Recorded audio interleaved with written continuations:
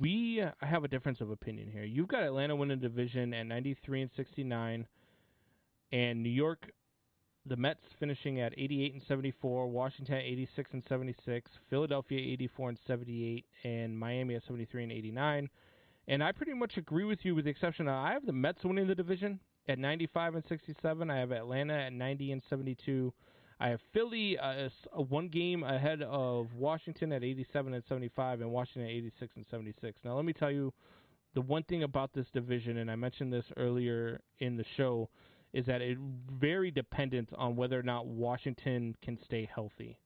Washington really needs to stay healthy, and so far they're having a hard time with that. I mean, they've got a couple of guys who are already hurting, and, if Steven Strasburg misses any amount of time like he has a propensity of doing in the Major League season, it's going to be a tough season for Washington to try to stay relevant in this division, because you have a really good division here. That's why I don't have anybody in this division winning 100 games, is because I think these four teams are going to play so closely in their division series that's really going to keep your win total down a little bit.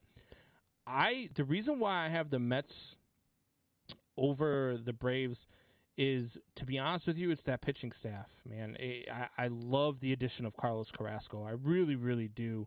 And they just paid Francisco Lindor. It's their highest player salary heading into any season ever for the New York Mets. Yeah, so the Mets have spent some money. They've spent it in the right places. I think that this is the Mets' year, and I know the Braves are good. I know I do. I know how good the Braves are. I know the Braves are extremely good, and I know they're young, and I know they're talented, but I think that the Mets are just a little bit better. I think three teams out of this division are going to the playoffs, so. Yeah, I think that it's going to be, I love this, like you said, I love this pitching rotation, but Stroman missing last year, I think he's going to struggle to find his form and come back. I think, Syndergaard coming back from injury, that's another one. So I just think that the first half of the season, they're going to struggle.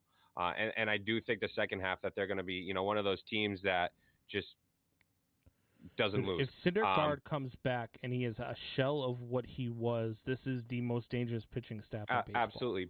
And so it just comes down to, can they keep it together for this first half of the year? Can they start hot, stay hot? Because I think, second half of the season, there's no question in my mind that team's going to be clicking on all cylinders. But can they click to start? Because I think this Braves team, we saw a pretty good game today, and, extra innings losing to the Phillies on a walk-off. But I think this Braves team is already, clicking on all cylinders. So I just want to see this Mets staff start off hot. I agree. It's going to be a fun division to watch, man. My eyes are going to be peeled on that. What is going on? It's your boy Brandon Combs from the Man Hour. If you have not downloaded Thrive Fantasy yet, I am not sure what you're waiting for. Download Thrive Fantasy on the App Store or Play Store by visiting their website, www.thrivefantasy.com. Sign up and prop up today.